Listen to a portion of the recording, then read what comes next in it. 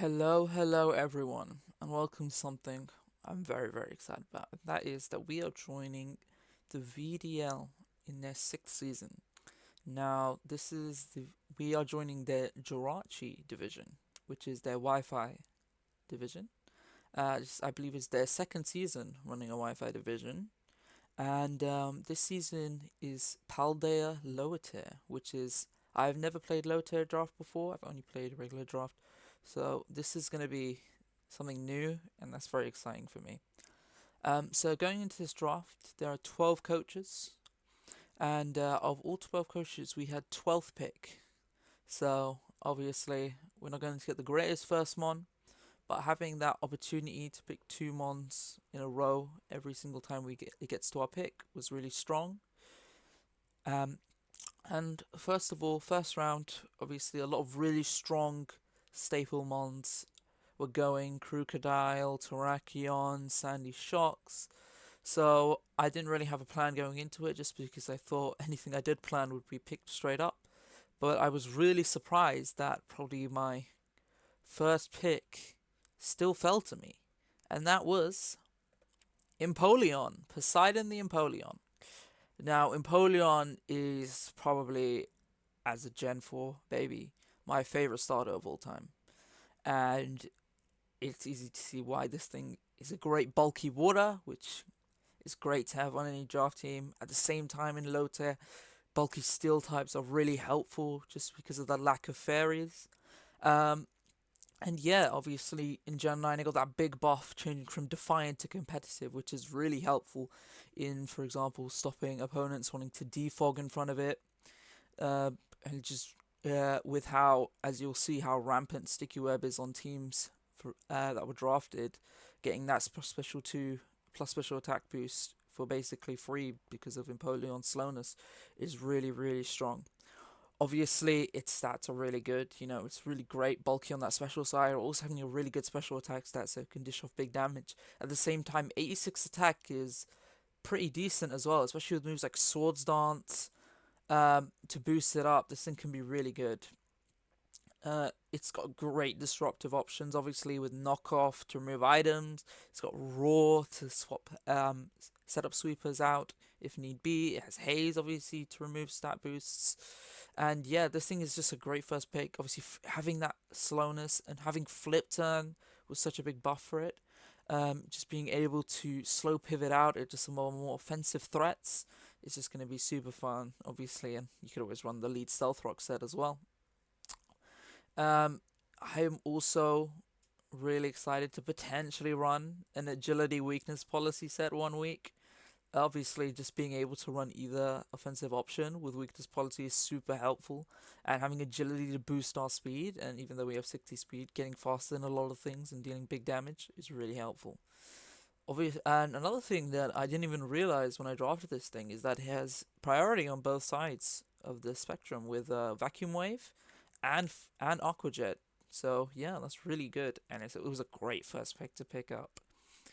Now going into the second round, obviously having that immediate pick straight after our first pick, I wanted to pick something up that I wanted for the team, but that not necessarily is the greatest second round pick, but something that I knew would definitely not get back to me by the end of the third round, and that was Cyclizar.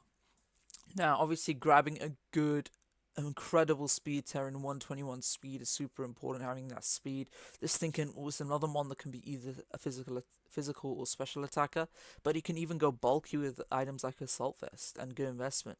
So yeah, this thing is super helpful. Obviously, having probably one of, if not the greatest rapid spinners available in low tier is just incredible as a second pick. And I know that after I picked this, everyone was on my case about wanting to pick it up themselves.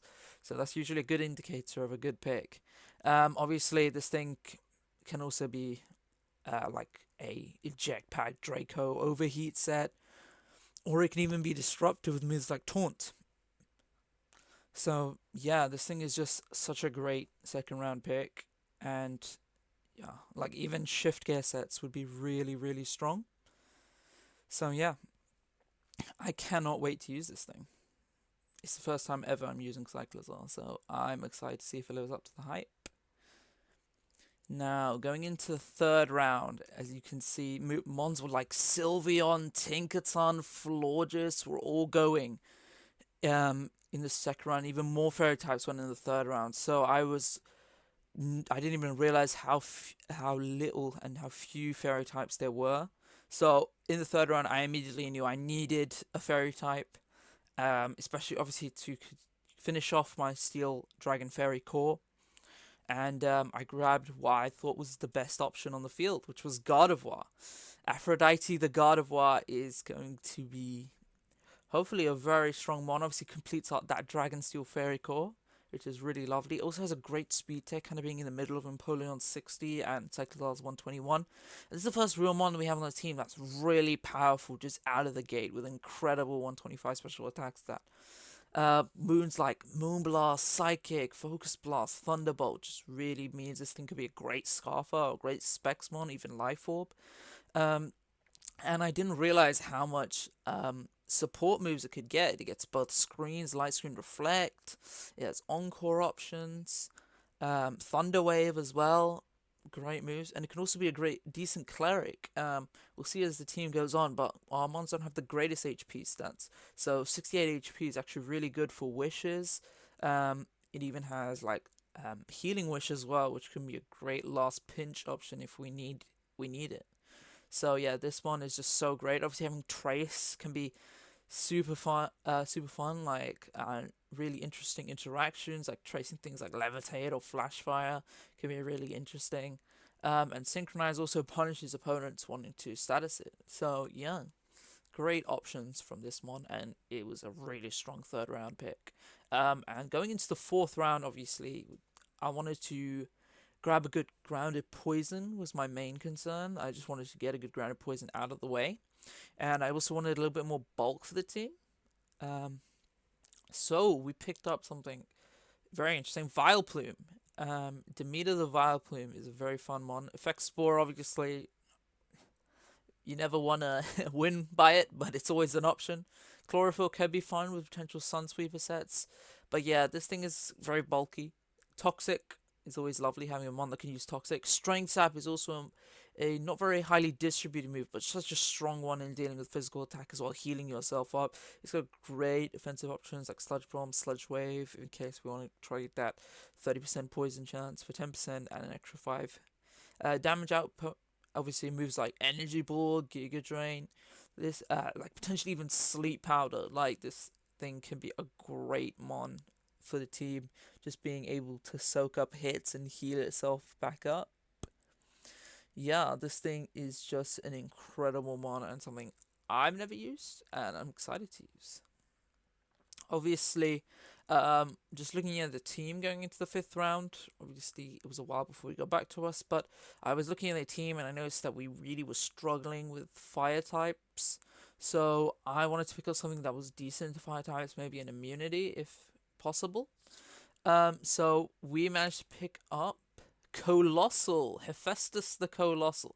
Now, obviously, not being able to Terra and having 2 4 times weaknesses is not the greatest, but obviously, with Flash Fire being immune to fire types, Flame Body potentially punishing those U terms, and other moves can be really helpful. Obviously, this thing is the first real mon with a great physical defense instead of special defense. And obviously, you know that those 2 4 times weaknesses are bad, but Steam Engine, like for example, if we were Pasho Barrier Steam Engine, it could put getting that massive speed boost can potentially deter opponents from clicking those water moves. For example, if we get like in on a flip turn, weakness policy, Steam Engine could potentially sweep an opponent's team. Obviously, this thing is also a second Rapid Spinner. It's not as good as a Rapid Spinner just because of those weaknesses, but obviously when you have one of the greatest Rapid Spinners in Cycles, having not the best second spinner is fine. Obviously this thing can be just offensive in so many ways with moves like potentially Media Beam, Power Herb sets, like just straight up offense with Power Gem, Overheat. It can even be run physical just because of that those tied stats. There's like Stone Edge. Yeah, this thing is just really, really strong. And obviously, it's not going to be as good without the Terra, but I'm excited to use it nonetheless. It's also another Stealth Rock option, but at the same time, it is our first access to spikes, which is really nice. Spikes obviously are just really good to have on the team. Um, yeah, I'm excited going into this. And round six was a very interesting round because I was looking at my team and I was saying to myself, I think we need more speed. The team is very slow right now. If we get some good speed control, that'd be lovely. And yeah, we're able to pick up Zeus the Galvantula. Obviously, lovely offensive options in that electric bug typing. And obviously, this thing has the sticky web, which is great support for the team being able to just have everything on the opponent's team that is on off the ground be -1 speed. Just really increases our ability to outrun things. Obviously, 108 speed itself is a really good speed tier.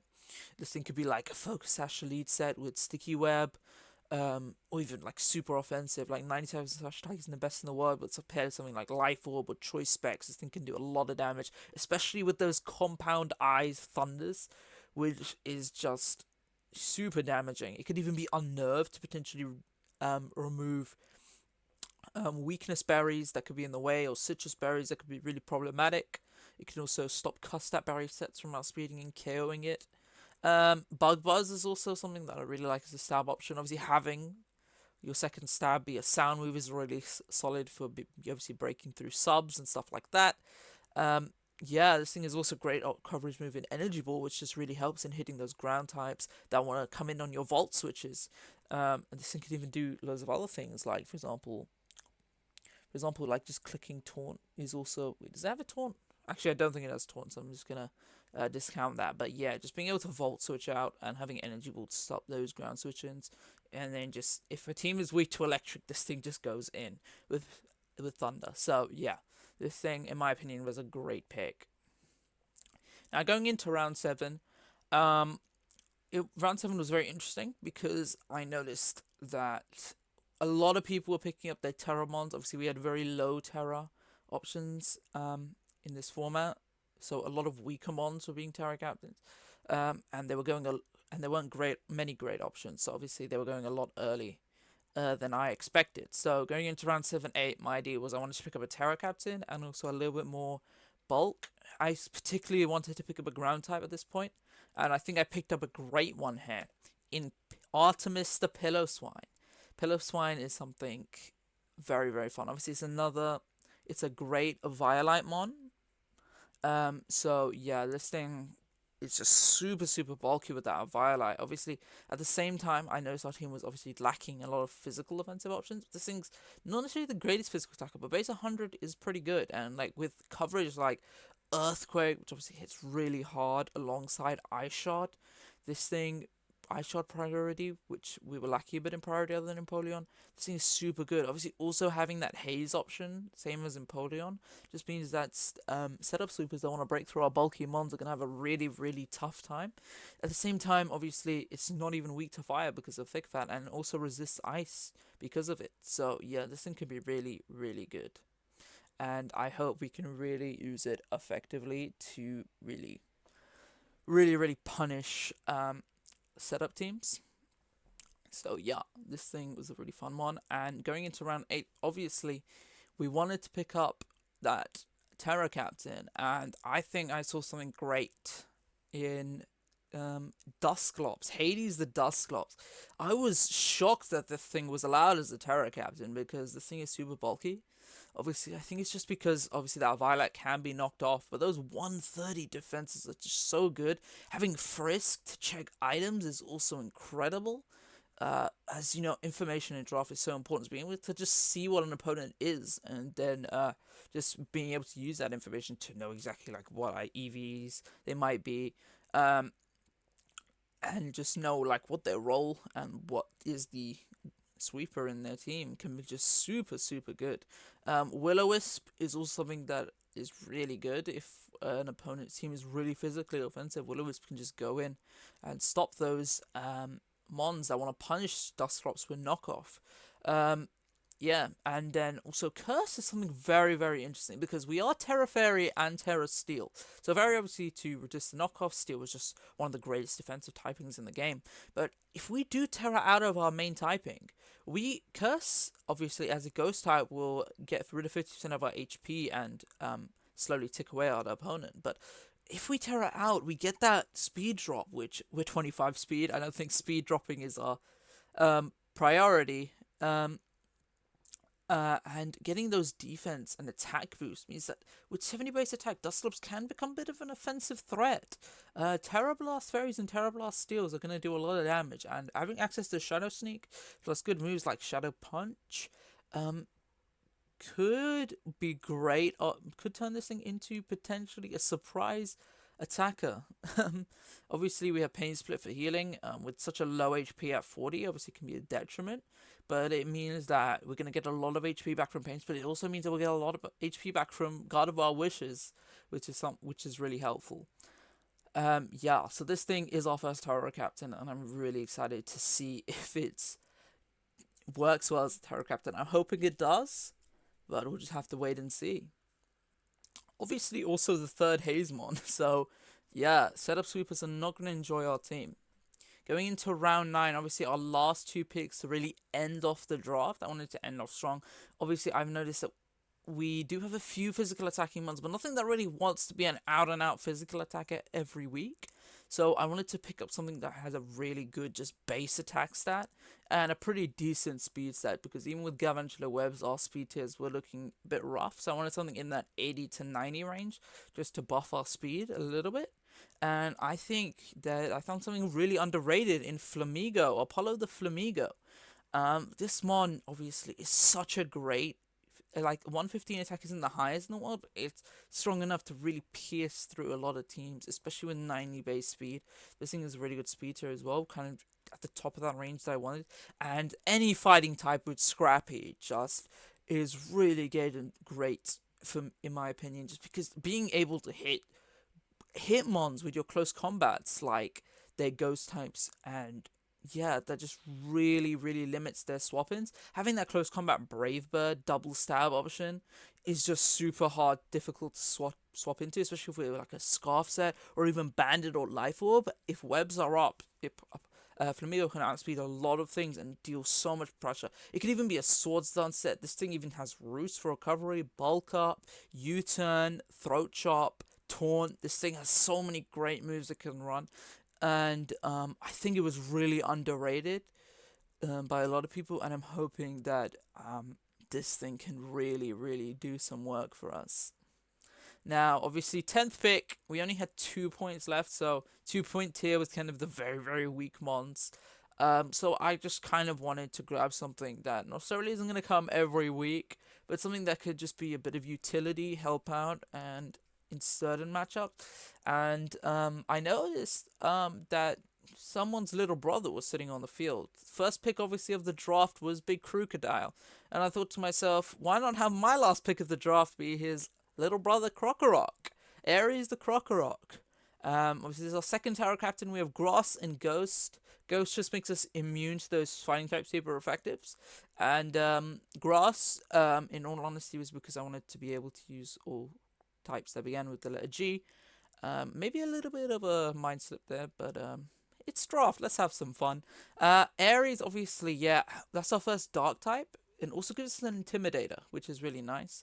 Moxie, I'm not expecting this thing to sweep, but it has Scale Shot, so there is potential that this thing could do some work. Obviously, I put a load of dice down there. This thing can also be, it's not the greatest bulk, 45 defense, special defense, so it might even be worth just running an item like loaded dice. Most weeks this comes. Obviously, Foul Play does help out with checking big bulk offensive mons. On the physical side, it has Roar to potentially stop setup if we didn't have enough options to stop setup already. This thing also has Rocks, which is an option, lead Rocks. Knockoff, having a second knockoff user getting rid of items is really lovely. Yeah, and it also has, I believe this thing also has Taunt, so another Taunt mon just to stop setup. Our team really does wants to stop setup and be bulky. Yeah, so I think this was a great team I drafted. I'm really excited to use all 10 of them. And obviously, there were some really, really strong other teams that are also I'm really excited to face. Um, yeah, but I feel like obviously has a first low tier draft. I think I didn't do too bad on the draft, so I'm hoping I can carry that on and get a win in week one, which is next week. So I'll see you all then. Obviously, I'm very new to YouTube, so if you'd consider subscribing, that'd be great. But of mind all bearing all that. Bye bye everyone, and I'll see you next week for week one.